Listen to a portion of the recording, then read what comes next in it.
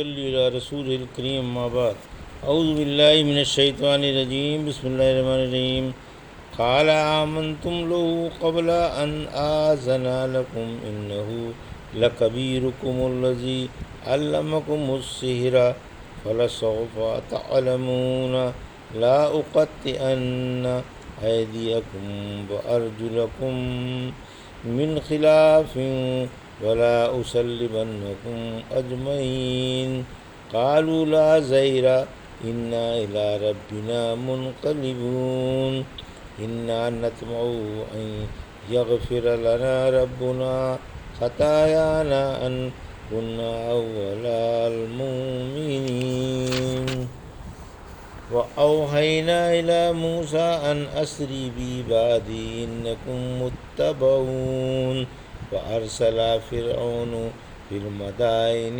حاشرين إن هؤلاء لشرذمة قليلون وإنهم لنا لغائظون وإنا لجميع حاذرون فأخرجناهم من جنات وعيون وكنوز ومقام كريم كذلك وأورثناها بني إسرائيل۔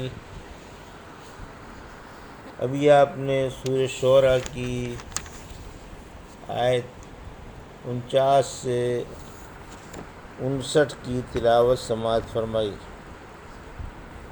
ان آیتوں کا ترجمہ اور تفسیر اس طرح ہے: قال آمنتم له قبل ان آذن لكم انه لكبيركم الذي علمكم السحر فلسوف تعلمون لا أقطعن أيديكم وأرجلكم من خلاف ولا أصلبنكم أجمعين۔ آیت 49۔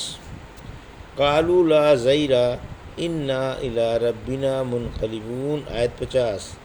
إنا نطمع أن يغفر لنا ربنا خطايانا أن كنا أول المؤمنين۔ آیت 51۔ ترجمہ: بولا قبل اس کے کہ میں تم کو اجازت دوں تم اس پر ایمان لے آئے، وہ تم سب کا بڑا ہے جس نے تم کو جادو سکھایا ہے۔ اب عن قریب تم کو معلوم ہو جائے گا، میں تمہارے ہاتھ پاؤں الٹے سیدھے کاٹ ڈالوں گا اور تم سب کو پھانسی کے تختے پر لٹکا دوں گا۔ انہوں نے کہا، کوئی حرج نہیں، ہم تو اپنے رب ہی کی طرف لوٹ کر جانے والے ہیں، ہمیں یقین ہے کہ ہمارا رب ہمارے گناہ معاف فرما دے گا کیونکہ ہم سب سے پہلے ایمان لانے والے ہیں۔ یہ تھا ترجمہ سورہ شعراء کی آیت 49 سے 51 کا۔ تفسیر۔ آیت 49۔ جادوگروں کو فرعون کی دھمکی۔ فرعون نے انہیں ڈرایا دھمکایا مگر انہوں نے ذرا سا بھی اثر نہیں لیا۔ اس نے انہیں ڈانٹا ڈپٹا مگر ان کے ایمان میں اضافہ ہی ہوتا رہا اور ان کی خوہ تسلیم بڑھتی ہی رہی، کیونکہ حق تعالیٰ نے ان کے دلوں سے کفر کا پردہ اٹھا دیا تھا اور ان کے سامنے صداقت آ گئی تھی۔ انہوں نے اپنے علم کے مقابلے میں حضرت موسیٰ علیہ السلام کا معجزہ دیکھ کر دل میں سمجھ لیا تھا کہ یہ انسان کی طاقت سے باہر ہے، جب تک کہ حق تعالیٰ کی طرف سے تائید نہ ہو اور وہ اس کو رسول کی صداقت پر حجت و دلیل بنا کر نہ بھیجے۔ فرعون نے جب معاملہ دیگروں کو دیکھا تو ان سے اس طرح مخاطب ہوا کہ تم کو ایمان لانے کے لیے مجھ سے اجازت حاصل کرنی ضروری تھی، اگر میں اجازت دے دیتا تو خیر، ورنہ دین بدلنے کا کوئی جواز و حق نہ تھا، کیونکہ میں حاکم ہوں، لوگوں کو میری بات ماننی پڑتی ہے۔ تم نے میری اجازت کے بغیر ایمان لا کر سنگین جرم کیا ہے اور اتنے بڑے مجمع کے خیالات بگاڑے ہیں اور اسے میری بغاوت پر ابھارا ہے۔ اب مجھے معلوم ہوا کہ تم سب جادوگروں کی ملی بھگت ہے، تم سب استاد و شاگرد ہو، یہ تم سب کا بڑا ہے جس نے تم کو جادو سکھایا ہے، اور تم اس کے شاگرد ہو۔ فرعون کی یہ منہ زوری اور ہٹ دھرمی ہر شخص پر ظاہر تھی، کیونکہ ان جادوگروں کی حضرت موسیٰ علیہ السلام سے جان پہچان بھی نہ تھی، نہ اب سے پہلے کبھی ملاقات کا اتفاق ہوا تھا۔ پھر کس طرح آپ جادو میں سب کے استاد بن سکتے تھے؟ ایک موٹی سمجھ والا آدمی بھی ایسی سوچ و لچر بات نہیں کہہ سکتا۔ پھر فرعون نے انہیں الٹے سیدھے ہاتھ پاؤں کاٹنے اور پھانسی کے تختے پر لٹکانے کی دھمکی دی۔ یہ دھمکی سن کر ان اللہ کے پختہ ارادے والے بندوں نے جواب میں بس یہی فرمایا، آیت 50 اور 51۔ خیر کوئی بات نہیں، کوئی حرج نہیں، ہمیں تو ایک نہ ایک دن مر کر حق تعالیٰ کے دربار میں جانا ہی ہے، ہمیں اپنی جانوں کی پرواہ نہیں۔ جب ہم اللہ کے پاس لوٹ کر جائیں گے تو وہ اخلاص والے عمل کے صلے ضائع نہ فرمائے گا۔ اسے تیرا جو جور و ستم اور ہماری بے گناہی اور مظلومی خوب معلوم ہے، وہ ہمیں اس کا مکمل بدلہ دے گا اور ہمارا انعام ضائع نہ کرے گا۔ ہم نے جن جن گناہوں کا ارتکاب کیا ہے اور تیرے کہنے سننے سے مجبور ہو کر جادو سے اللہ کے نبی کا جو مقابلہ کیا ہے، ہمیں یقین ہے کہ ہمارا رب ہمارے یہ تمام گناہ معاف فرما دے گا، کیونکہ ہم نے اپنی قوم قبطیوں میں سے سب پہلے اسلام لانے کی جسارت کی ہے۔ غرض فرعون کے حکم سے ان تمام جادوگروں کو قتل کر ڈالا گیا۔ وَأَوْحَيْنَا إِلَىٰ مُوسَىٰ أَنْ أَسْرِ بِعِبَادِي إِنَّكُمْ مُتَّبَعُونَ آیت 52۔ فَأَرْسَلَ فِرْعَوْنُ فِي الْمَدَائِنِ حَاشِرِينَ آیت 53۔ إِنَّ هَٰؤُلَاءِ لَشِرْذِمَةٌ قَلِيلُونَ آیت 54۔ وَإِنَّهُمْ لَنَا لَغَائِظُونَ آیت 55۔ وَإِنَّا لَجَمِيعٌ حَاذِرُونَ آیت 56۔ فَأَخْرَجْنَاهُمْ مِنْ جَنَّاتٍ وَعُيُونٍ آیت 57۔ وَكُنُوزٍ وَمَقَامٍ كَرِيمٍ آیت 58۔ كَذَٰلِكَ وَأَوْرَثْنَاهَا بَنِي إِسرَائِیلَ آیت 59۔ ترجمہ: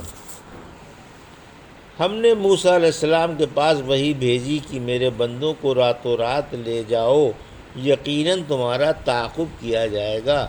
پھر فرعون نے تمام شہروں میں لوگوں کو جمع کرنے والے بھیج دیے کہ یہ تھوڑے سے لوگ ہیں اور انہوں نے ہمیں سخت غصہ دلایا ہے اور ہم سب کو ان سے خطرہ ہے۔ آخر کار ہم نے انہیں باغوں سے اور چشموں سے اور خزانوں سے اور عزت والے مکانوں سے نکالا۔ اسی طرح ہوا اور ہم نے اسرائیلیوں کو ان کا وارث بنا دیا۔ یہ تھا ترجمہ آیت 52 سے 59 کا۔ تفسیر آیت 52۔ فرعون پر عذاب کی آمد۔ جب حضرت موسیٰ علیہ السلام نے اپنی عمر کا ایک زمانہ مصر کے شہروں میں اللہ کی توحید پھیلانے میں گزارا اور فرعون و فرعونیوں پر اللہ کی حجتیں اور دلیلیں قائم کیں، مگر وہ برابر منہ زوری اور مکابرہ ہی کرتے رہے، تو اب اللہ کے عذاب کے سوا کوئی چارہ ہی نہ رہا۔ آخر کار حق تعالیٰ نے حضرت موسیٰ علیہ السلام کو حکم بھیجا کہ وہ اسرائیلیوں کو لے کر رات میں چپکے سے نکل جائیں اور انہیں اس جگہ لے جائیں جہاں اللہ کا حکم ہے۔ آپ نے اللہ کے حکم کی تعمیل فرمائی۔ اسرائیلیوں نے قبطیوں سے کچھ دنوں کے لیے بہت سے زیورات مانگ لیے تھے۔ یہ سب زیورات ان کے پاس تھے کہ حضرت موسیٰ علیہ السلام انہیں راتوں رات لے کر روانہ ہو گئے۔ رات کو جب چاند طلوع ہوا تو یہ سب حضرت موسیٰ علیہ السلام کے ساتھ چل پڑے۔ کہتے ہیں اس رات چاند کو گرہن لگا ہوا تھا۔ واللہ عالم۔ آیت 53 سے 56۔ صبح کو جو فرعونیوں نے دیکھا کہ یہاں تو ایک اسرائیلی بھی نہ رہا اور ان کے محلے سونے پڑے ہیں، تو فرعون کو خبر کی۔ فرعون بڑا چراغپا ہوا اور اسرائیلیوں پر اس کا غصہ بھڑک اٹھا، کیونکہ اللہ پاک اسے تباہ کرنا چاہتا تھا۔ اس نے فوراً شہروں میں لوگ دوڑا دیے کہ نوجوانوں کو جمع کر لاؤ اور ایک لشکر جرار تیار کر کے ان کا تعاقب کرو۔ اور پھر تمام لشکر میں اعلان کر دیا کہ یہ تھوڑی سی جماعت ہے، چند سرفرے لوگ ہیں جنہوں نے ملک میں بدامنی پھیلا رکھی ہے۔ یہ ہر وقت ہمیں جلاتے اور پریشان کرتے رہتے ہیں۔ ملک کو ان سے خطرہ ہے اور ہم سب مسلح ہیں۔ میں چاہتا ہوں کہ ان کی جڑیں ہی کھود پھینکوں اور انہیں ایک ایک کر کے مٹا ڈالوں۔ اس کے اسی ناپاک ارادے کی وجہ سے اس کو یہ سزا ملی کہ خود یہ اور اس کی قوم ایسی تباہ ہوئی کہ اس میں سے کوئی بھی نہ بچ سکا۔ سچ ہے، چاہ کن راہ چاہ درپیش۔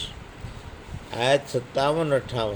آخرکار یہ اپنے ہرے بھرے سرسبز کھیتوں اور موجیں مارتی ہوئی نہروں کو چھوڑ کر عیش و آرام سے منہ موڑ کر اپنی جنتوں سے جہنم کی طرف چل پڑے۔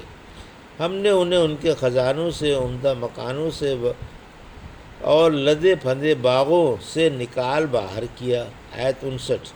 دوسری جگہ فرمایا، سورہ اعراف کی آیت 137 میں، ہم نے ان لوگوں کو جو کمزور سمجھے جاتے تھے اس زمین کی مشرق و مغرب کا وارث بنا دیا۔ سورہ قصص کی آیت 5 میں فرمایا، ہم ان لوگوں پر احسان کرنا چاہتے ہیں جو ملک میں کمزور سمجھے جاتے ہیں اور ہم انہیں پیشوا اور وارث بنانا چاہتے ہیں۔ یہ تھا سورہ شورى کی آیت 49 سے 59 کا ترجمہ اور تفسیر جو بھی آپ نے سماعت فرمائی۔ بارک اللہ لی و لکم فی القرآن و نفعنا ایاکم بآیات الذکر الحکیم۔